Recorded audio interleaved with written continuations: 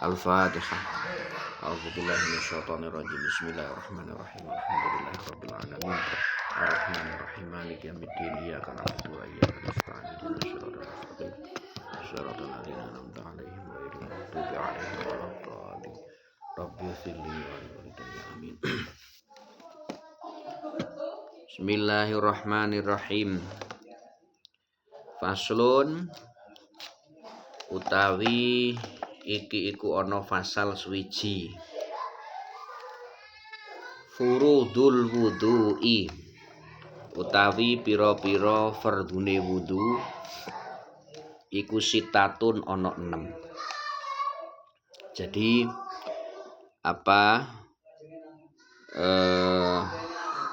wudu niku nggih, sebelum kita masuk ke dalam pembahasan wudu, ini ada beberapa hal yang perlu kita ketahui tentang wudu. Yaitu di sini dikatakan faslun fil wudu wa huwa al musamma bil mutahhir ar-rafi' wal mu'tamad annahu ma'kurul makna li anna shalah munajatur li rabbi ta'ala fatuliba at-tanzifu li ajliha. Jadi yang namanya wudu itu adalah cara kita untuk mensucikan diri dari hadas kecil yang sifatnya adalah menghilangkan hadas kecil itu. Jadi ada toharoh yang tidak menghilangkan hadas kecil, tetapi hanya untuk memperbolehkan kita untuk sholat, yaitu tayamum. Tayamum itu tidak menghilangkan hadas kecil, tetapi hanya satu opsi atau satu solusi yang memperbolehkan kita untuk sholat, yaitu dengan cara tayamum. Jadi beda antara wudu dengan tayamum. Kalau wudu itu adalah sesuatu yang menghilangkan hadas kecil, nek tayamum itu hanya takhfif, untuk meringankan hadas kecil itu, tapi tidak menghilangkan. Kemudian disebutkan di dalam kitab wa innamah tussa ar-ra'su bil mashi lisatrihi ghaliban faktu fihi bi adna toharoh. Kita wudu itu kita kan sudah paham nih.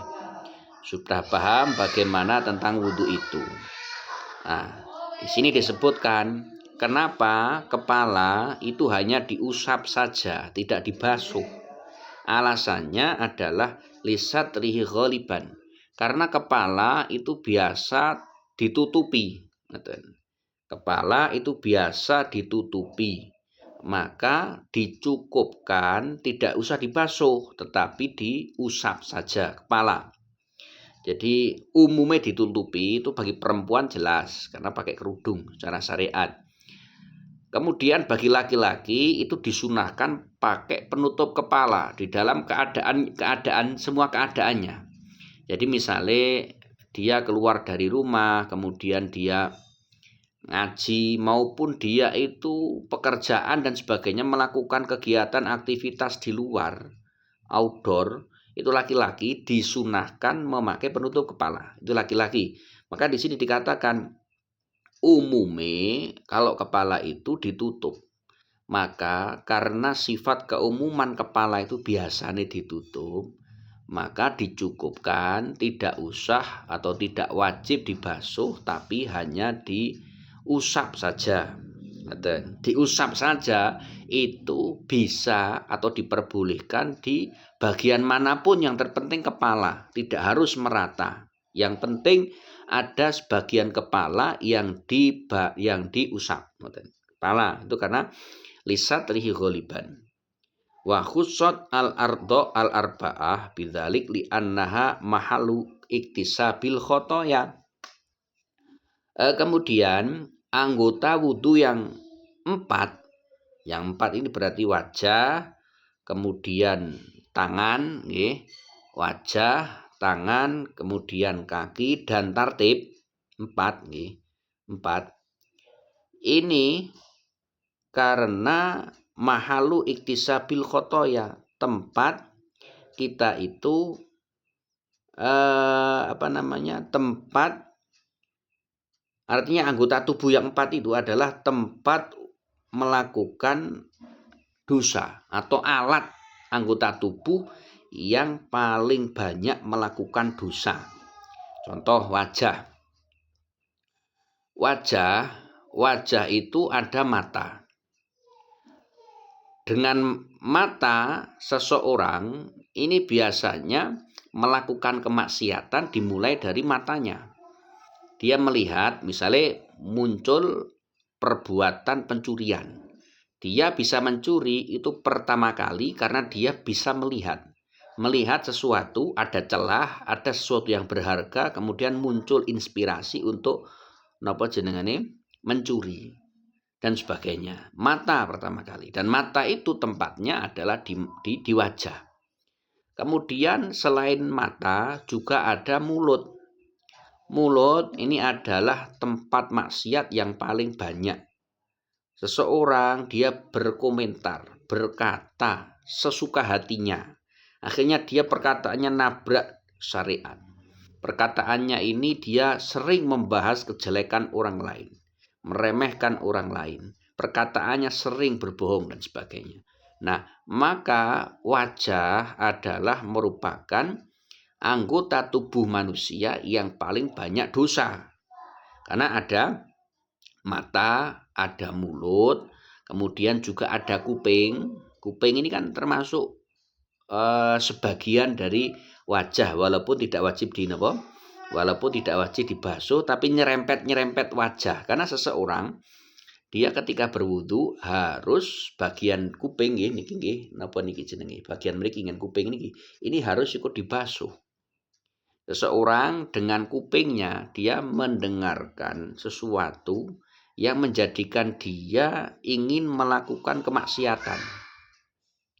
Misalnya contoh, dia mendengar ada kabar bahwa di tempat ini nanti malam akan ada dangdutan misalnya.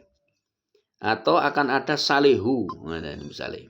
Akhirnya dia mendengar kabar itu, akhirnya dia berangkat. Nah, ini kan berdasarkan informasi yang dia dapatkan dari kuping, dan kuping itu adalah awal maksiat.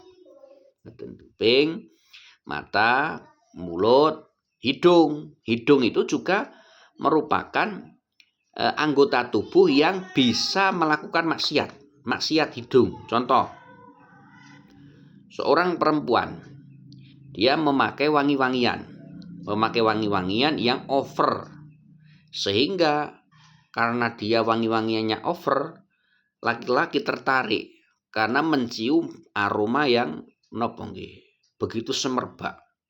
Kemudian laki-laki itu tertarik gara-gara pertama kali adalah gara-gara semerbak bau tersebut. Maka berarti laki-laki itu melakukan kemaksiatan, yaitu yang dimulai dengan hidungnya. Dan banyak sekali termasuk contoh-contoh seseorang itu maksiat dengan hidungnya. Contoh lagi, biar kita bisa tahu maksiat itu bisa dari hidung. Seseorang dia berjalan dalam keadaan ngelih, lapar dia.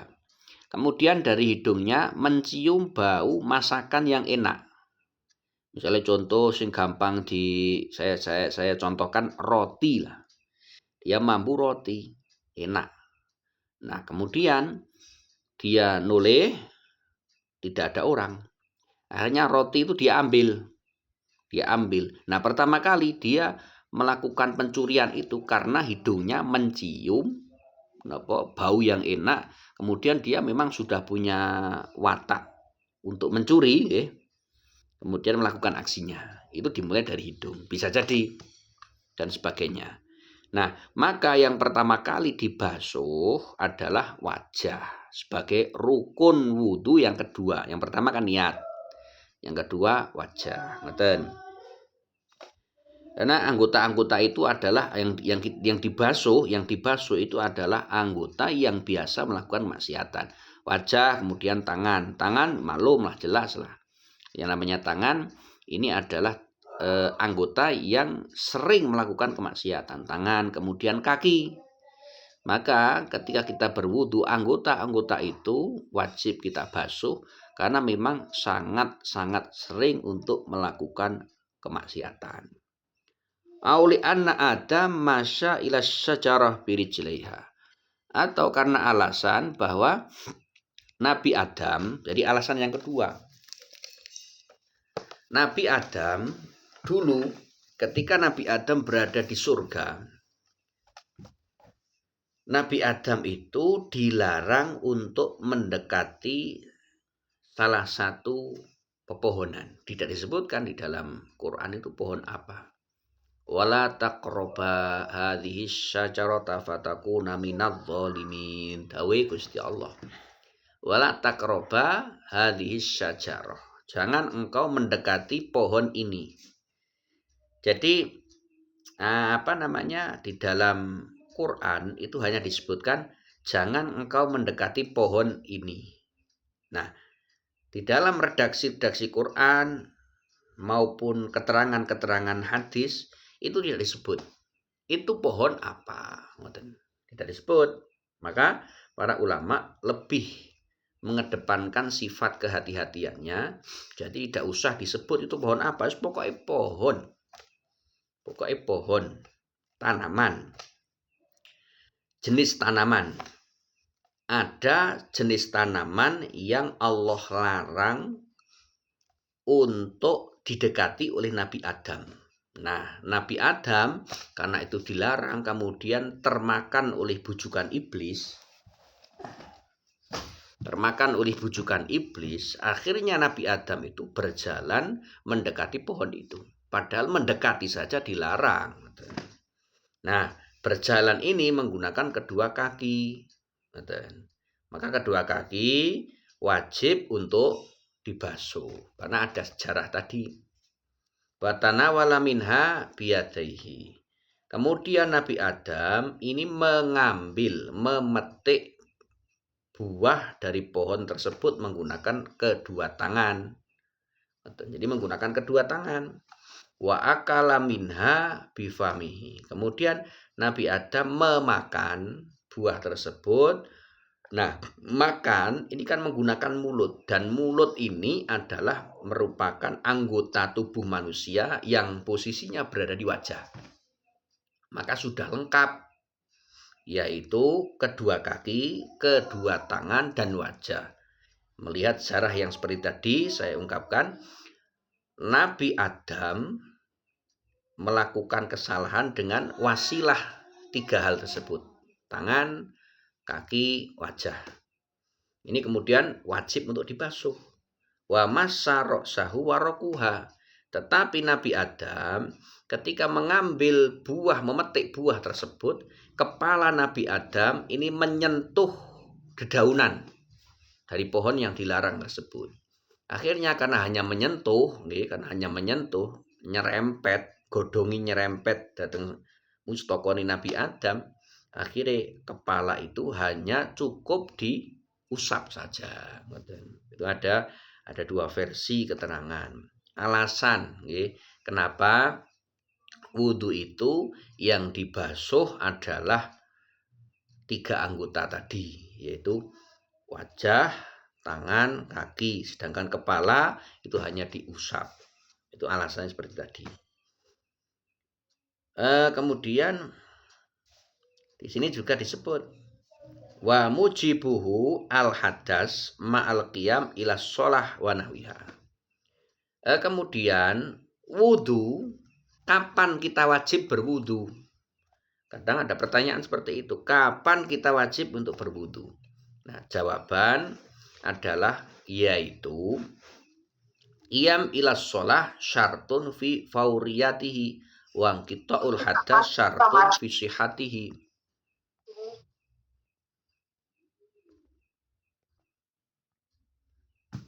Seseorang ketika hadasnya sudah selesai. Jadi hadas saya contohkan adalah dia buang air. Baik buang air kecil, buang air besar. hadasnya sudah selesai, rampung. Nah, maka dia baru dianggap sah untuk melakukan wudhu apabila dia sudah selesai. Le buang air. Atau le ngentut wis rampung. Nah, kemudian dia wudhu, baru dianggap wudhunya dia sah.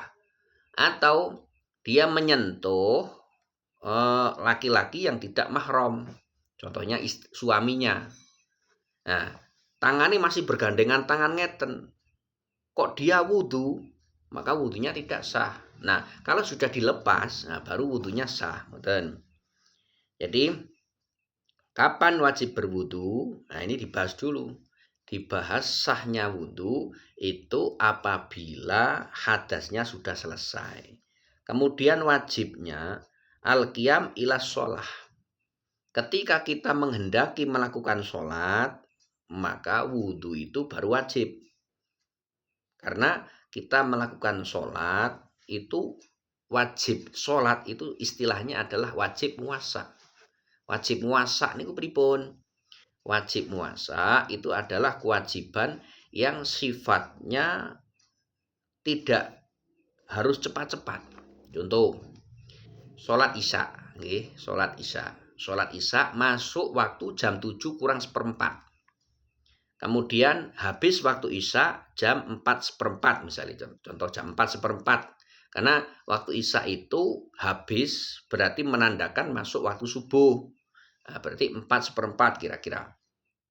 Nah, maka waktu sholat isya itu dimulai dari jam 7 kurang seperempat sampai jam 4 lebih seperempat. Maka jenengan melakukan sholat isya boleh itu di waktu yang manapun boleh. Yang tadi saya sebutkan antara jam 7 kurang seperempat sampai jam 4 lebih seperempat, terserah mau dilakukan di sholat di waktu yang mana. Ini namanya wajib muasa atau wajib yang sifatnya leluasa. Dan cuman ada keafdoliahan, yaitu keafdoliahannya adalah awal waktu.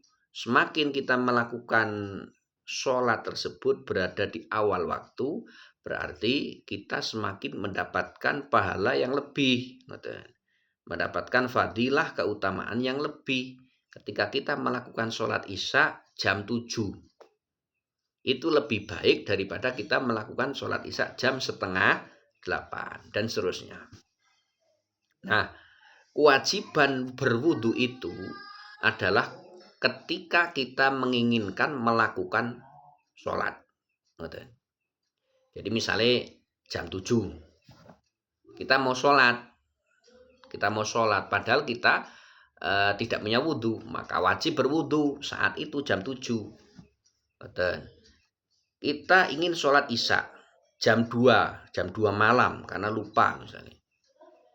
Kita ingin melakukan sholat isya jam 2 malam. Maka kewajiban untuk berwudu itu ya jam 2 malam. Karena kita menginginkan sholat isya itu jam 2 malam. Bisa dipaham ya? Itu artinya adalah wajib yang muasa. Kemudian furudul wudu. Furudul wudu'i utawi pira-pira fardune wudu. Iku sitatun ana 6. Al awalu utawi kang kawitan iku an-niyatun niat. Asani utawi kang kaping pindho iku ghuslul wajhi, basuh wajah. Watalitsu utawi kaping telu iku ghuslul yadaini, basuh tangan loro. Ma'al mirfaqaini ing dalem sartane sikut loro. Ar-rabi utawi kaping papat iku maskur roksi, ngusap sirah. Al-khamisu utawi kaping 5 iku ghuslur rijlaini, basuh sikil loro ma'al ka'baini ing dalem sartane polok loro. As-sadisu utawi kaping 6 iku at-tartibu tartib. Nah, kemudian pada pembahasan yang pertama al-awwal an-niyat. Rukun sholat yang pertama adalah niat. Niat. Nah, sekarang mungkin muncul pertanyaan. Kemudian sekarang definisi niat itu bagaimana? Definisi niat itu bagaimana? Jadi niat definisinya itu adalah sejogati qasdusyek muktarinan bifi'li bahasa Arabnya.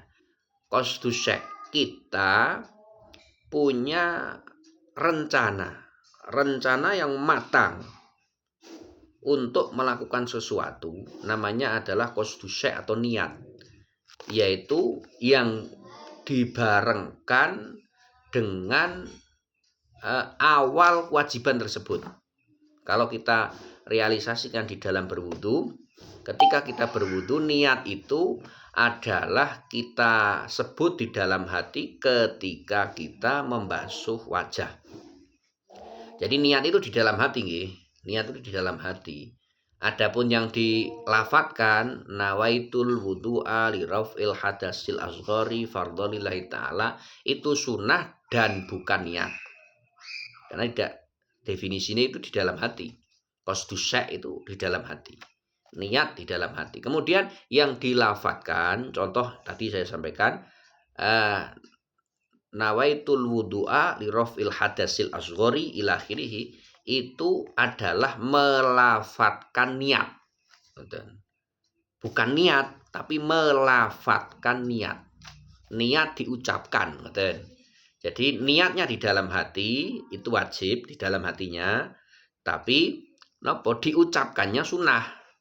Jadi seandainya dia tidak hafal, atau bahkan tidak diucapkan, yo apal yang ora disebut, tidak diucapkan, maka wudunya tetap sah asalkan dia berniat di dalam hati ketika dia membasuh wajah.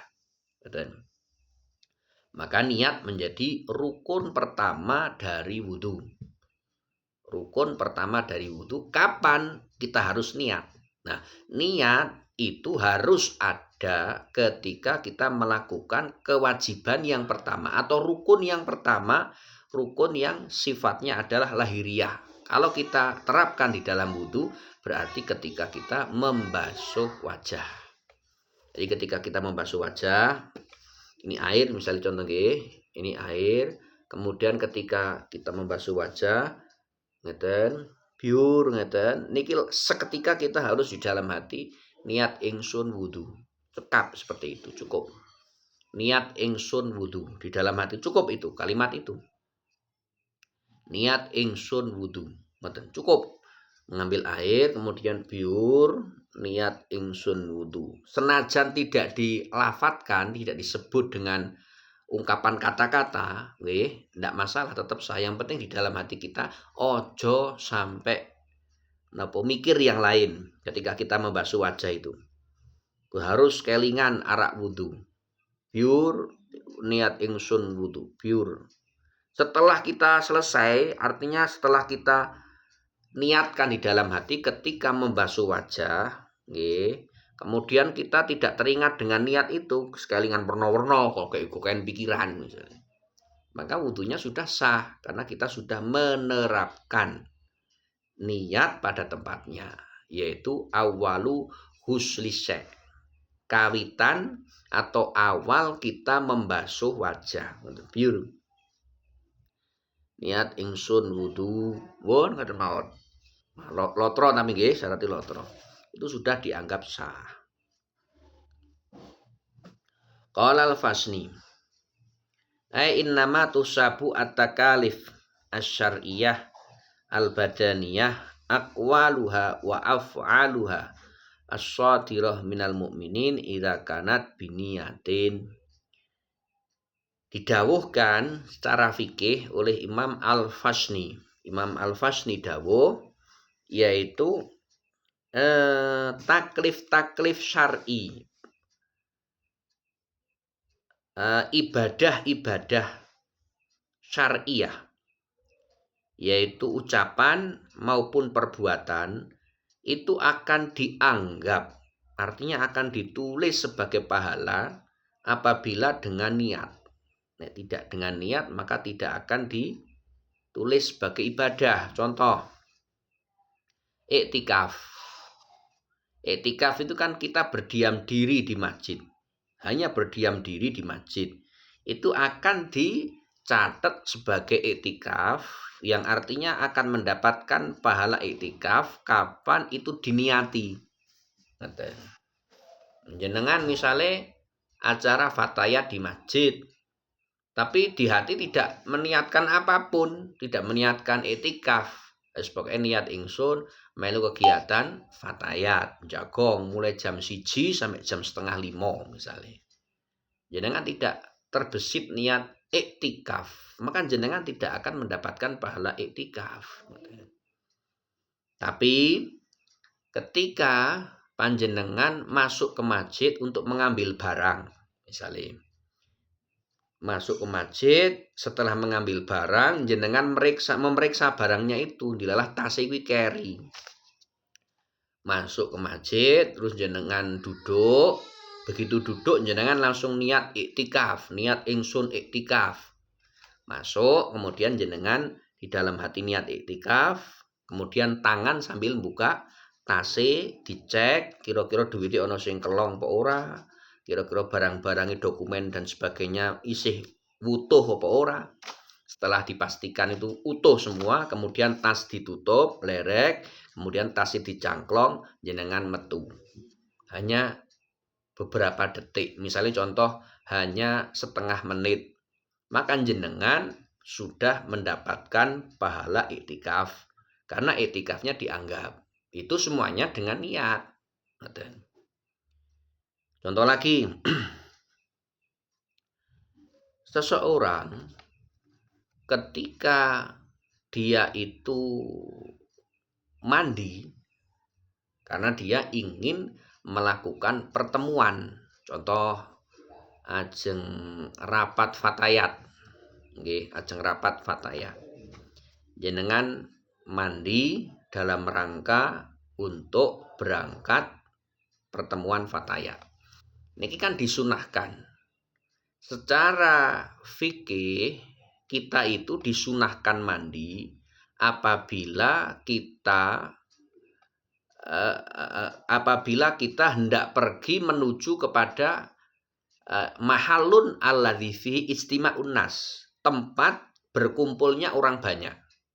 Apabila kita hendak pergi kepada suatu tempat di mana tempat itu menjadi tempat berkumpulnya orang banyak, yaitu rapat lah contohnya, maka kemudian panjenengan siram untuk menuju tempat tersebut. Jenengan niat ingsun adu sunah, itu jenengan dapat pahala. Tapi jenengan tidak niat apapun seperti biar biur, maka jenengan tidak akan mendapat pahala tersebut karena tidak meniatkan.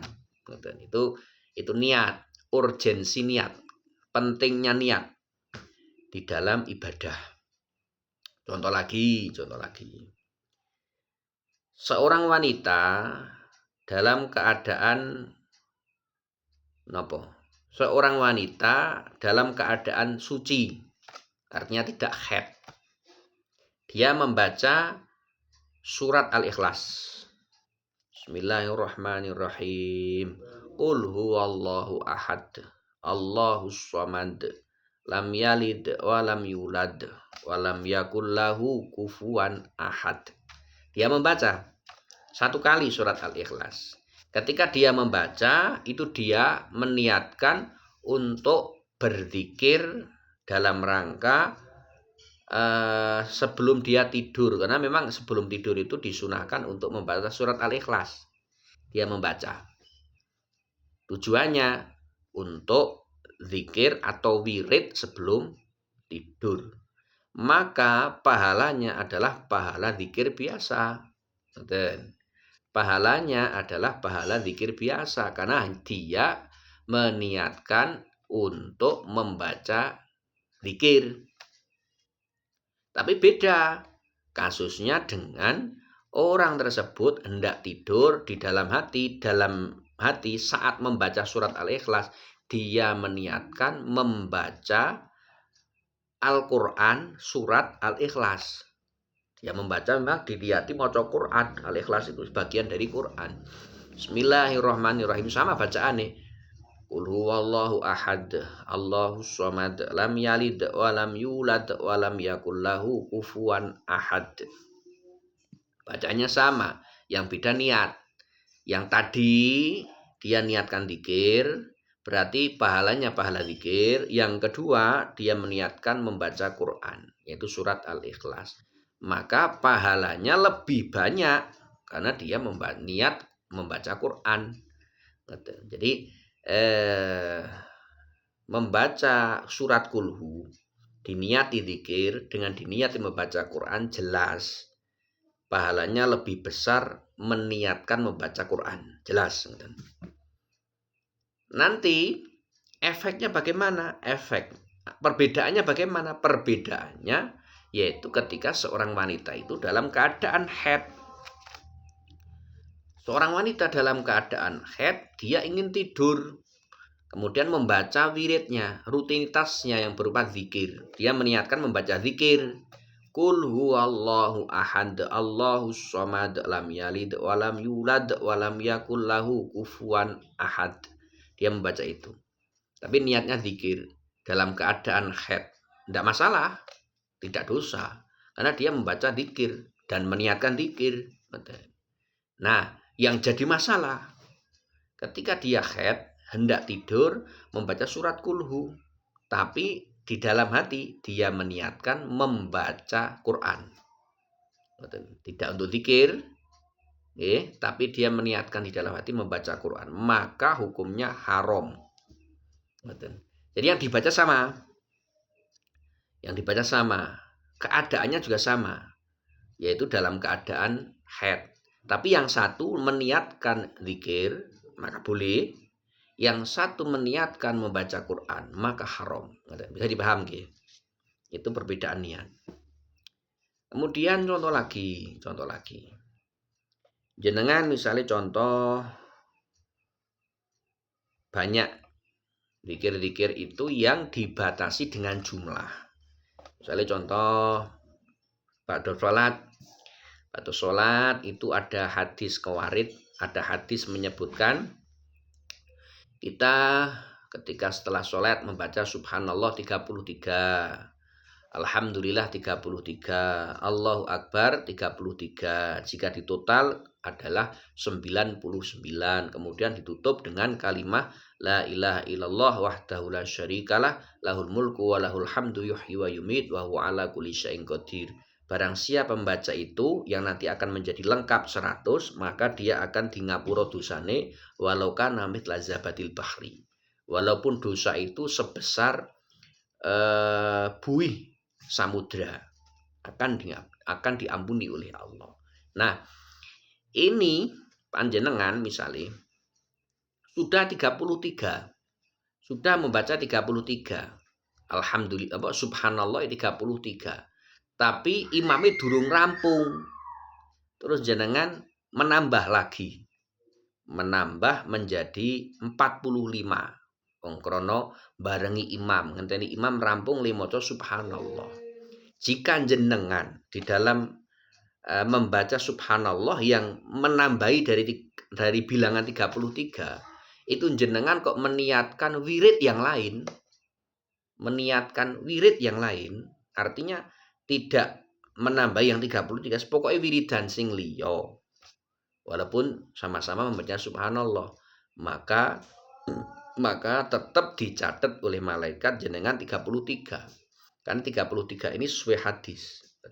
Tapi nek misalnya jenengan niat tak tambahi ngenteni imam, berarti jenengan yang 33-nya sudah batal. Karena bacaan-bacaan yang disebutkan jumlahnya, jadi harus 33, harus dibaca 3 kali, harus dibaca 7 kali. Itu apabila ditambah atau dikurangi maka khasiatnya akan hilang. Jadi misalnya itu contoh subhanallah 33, jenengan kok nambahi, niatnya itu krono barengi imam dan ini sudah finish, artinya yang 33 itu sudah ditutup. Hanya ingin mengikuti imam saja. Maka jenengan tetap mendapatkan fadilah yang 33. Tapi jenengan kok nambahi, pokoknya pengen tak tambahi wae lah, pokoknya luwih apik. Ini salah. Berarti jenengan sudah membatalkan yang 33. Mungkin bisa dipaham bisa nggih. Contoh surat Fatihah itu dibaca 7 kali untuk kesembuhan. Jadi untuk ruqyah kesembuhan dibaca 7 kali. Nah, dia tidak membaca 7 kali, tapi membacanya 8 kali, berarti khasiatnya hilang. Tetapi ketika dia meniatkan membaca 7 kali, kemudian dia diniatkan sudah ditutup dalam rangka untuk pengobatan, ruqyahnya ditutup, cuman kepingin nambah ganjaran. Jadi sudah istilah istiqnaf, dia memulai lagi. Yang 7 sudah ditutup, maka khasiatnya tidak hilang, karena jenengan yang 7 sudah dikategorikan dengan niat, yang satu lagi yaitu ditambah satu lagi itu dikategorikan dengan niat, dibedakan dengan niat. Tapi jenengan kok wah ora apa-apa lah tambah 8 lah tadi niati kabeh gawe ruqyah kabeh, gawe kesembuhan kabeh, maka khasiat itu sudah hilang. Dan itu contoh, dan banyak sekali kasus-kasus seperti itu. Apalagi hal-hal yang sifatnya itu adat, seperti tadi mandi. Apabila jenengan tidak diniati ketika mandi, tidak diniati, maka tidak mendapat pahala. Jenengan awak niku mambu, karena kegiatan pagi sampai sore, akhirnya awak niku mambu keringet. Nah, ini kan disunahkan ketika kita bau badan, disunahkan mandi secara syariat. Nah, jenengan menika mboten niat napa-napa. Wis pokoke sing penting adus.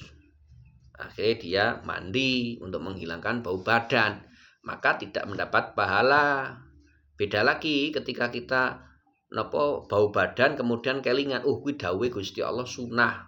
Bismillah nyong arek adus. Akhirnya dia mandi.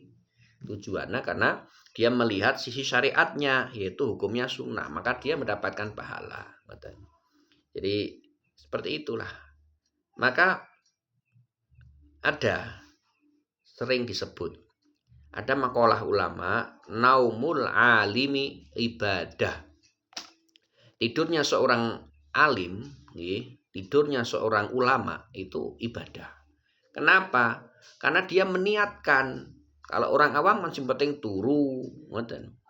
Nek wong alim kan dia meniatkan, yaitu dia meniatkan dengan tidurnya diniatkan untuk istirahat agar supaya besok ketika bangun tidur dia sudah seger.